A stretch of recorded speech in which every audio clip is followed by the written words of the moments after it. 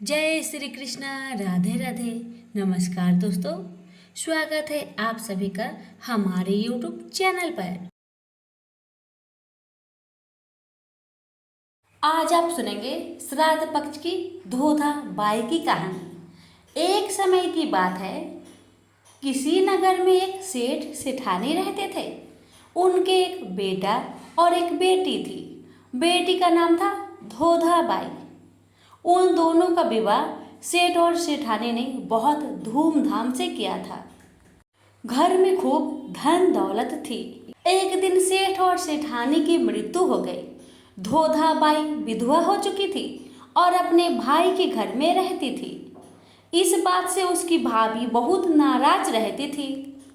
ऐसे ही पितृ पक्ष आया तो भाई बोला, मैं पितरों के तर्पण और पिंडदान के लिए हरिद्वार जा रहा हूँ। तुम मेरे जाने के बाद मेरी बहन को बुलाकर 15 दिन तक भोजन करवा देना। जो भी सामान चाहिए मैं लाकर रख देता हूँ। पत्नी बोली, ठीक है, सामान लाकर रख देता हूँ। पत्नी बोली कि ठीक है। सामान लाकर रखने के बाद वो हरिद्वार चला गया। उसके जाने के बाद उसकी पत्नी बोली कि मेरी बहन का नाम पौधा है और ननद का नाम धोधा है। धोधा को भोजन ना करवा कर मैं पौधा को भोजन करवा देती हूँ। ऐसा सोचकर वह अपनी बहन को 15 दिन तक आकर भोजन करने के लिए कह आई। अपनी बहन को खाने के लिए कहने के बाद उसने ननद को घर से बाहर निकाल दिया और बाहर खेत में ननद और उसके बच्चों के लिए झोपड़ी डलवा दी। अपने बच्चों के साथ धोधा भाई झोपड़ी में रहने लगे। सुबह शाम वह धोधा को घर का काम करने के लिए बुला लेती। धोधा भाई के घर जाकर घर का सारा काम कराती थी। धोधा बाई लकड़ी की भारी लेने रोज जाती थी। उसी से गुजारा होता था, परंतु भाभी ने काम के लिए बुलाया तो उसने लकड़ी की भारी लाना छोड़ दिया। काम के बदले में भाभी बचा खुचा खाना उसे खाने को दे देती थी। जब भी वह भाभी के घर से आती तो आटा छानने वाला कपड़ा अपने साथ ले आती थी। घर आकर उस आटे में सने कपड़े को पानी में घोलकर चूल्हे पे चढ़ाकर पकाकर अपने बच्चों को देती थी और कहती कि खीर है, खा लो। बच्चे वही खाकर सो जाते थे। ऐसे ही उसका समय बीत रहा था। एक बार भाभी ने उसे आटा छानने वाला कपड़ा ले जाते देख लिया। भाभी धोधा से बोली, बाई जी, आटा छानने का कपड़ा कहाँ ले जा रही हो? जिसे यहीं छोड़ कर जाया करो। धोधा ने कहा, ठीक है। उस दिन भाभी ने उसे बचा खुचा भोजन भी नहीं दिया। भाभी बोली, कल आपकी माँ का श्राद्ध है, बिना बुलाए तो आना मत। हाँ, आंगन में लगा ये पीपल का पेड़ अगर अपनी जगह से हिले तो आ जाना। ये सुनकर धोधा बेहद दुखी हुई और रोती रोती अपने घर चली गई। घर पहुंची तो बच्चे बोले, माँ भूख लगी है, कुछ खाने को दो। वह बच्चे से बोली कि बेटा, आज हम सब का उपवास है, इसलिए खाना नहीं खाना है। आज भूखे सो जाओ। अगले दिन बच्चे बोले कि माँ, मामी ने कहा था कि आज नानी का श्राद्ध है तो चलो वहाँ चलते हैं।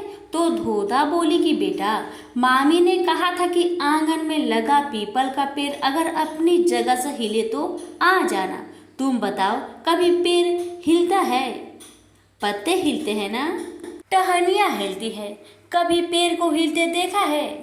उसने बच्चों को समझाया कि बिना बुलाए नहीं जाना चाहिए। शाम हुई तो उसके भतीजे आए और बोले, बुआ, माँ ने भोजन भेजा है। उसने देखा कि भोजन के नाम पर 2 सूखी रोटियों के ऊपर थोड़े से चावल रखे थे।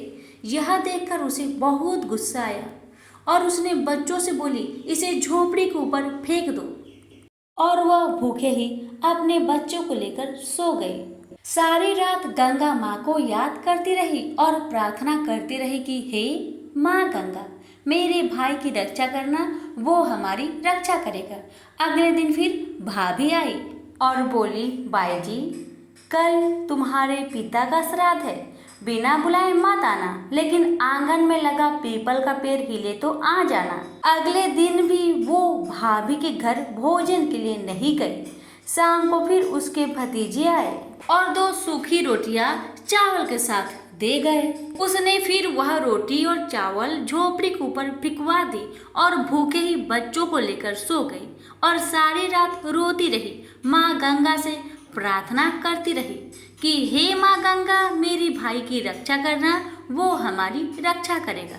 इस तरह पितृपक्ष के 16 दिन बीत गए। उसका भाई वापस आया तो उसने देखा उसके घर के आंगन में कीचड़ ही कीचड़ भरा हुआ है। उसने अपनी पत्नी से पूछा कि इतना कीचड़ क्यों है, मेरी बहन और भांजे कहाँ हैं? तो उसकी पत्नी बोली, श्राद्ध के पूरे 16 दिनों तक मैंने तुम्हारी बहन और भांजों के पैर कच्चे दूध से धोए हैं, इसलिए यहाँ कीचड़ हो रहा है। तुम्हारे पीछे से मैंने उनकी खूब सेवा की, खीर पूरी खिलाई, फिर भी वो मुझसे नाराज होकर खेत में झोपड़ी डालकर रह रही है। भाई खेत पर पहुंचा तो वह देखता है कि वहां कोई झोपड़ी नहीं थी, वहां एक आलीशान महल बना हुआ था जिसके आंगन में उसके भतीजे खेल रहे थे।